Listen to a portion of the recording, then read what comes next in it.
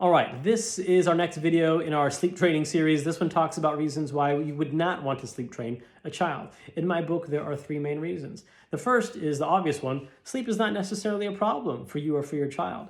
So how might that look? Well, let's say your child needs to be rocked or held every night to fall asleep. They wake up once or twice at night. They have to be rocked or held again to get them to fall back asleep. They go back to sleep quickly. You go back to sleep quickly, and everybody wakes up happy in the morning, and you are satisfied with that regimen. If you're okay, that system isn't broke. There's no need to fix it.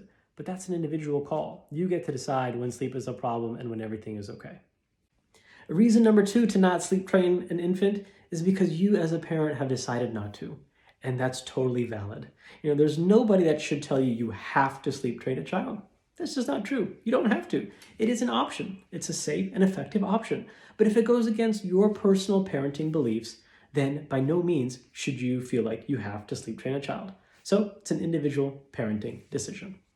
The third reason is if your child has a medical condition which might make sleep training dangerous in some way. So a congenital heart disease, metabolic condition, they were born extremely premature and developmentally not at that right stage yet. Again, talk to your pediatrician or your subspecialist if you have any questions about it.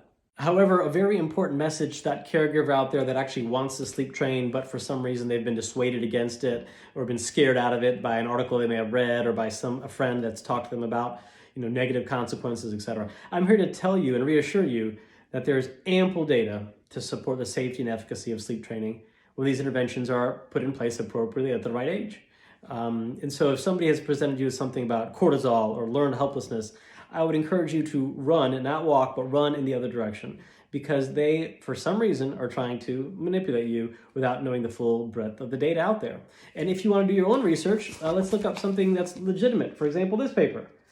This is the behavioral treatment of bedtime problems and night wakings in infants and young children, put out by the American Academy of Sleep Medicine by researchers and physicians that have dedicated their lives to helping infants sleep.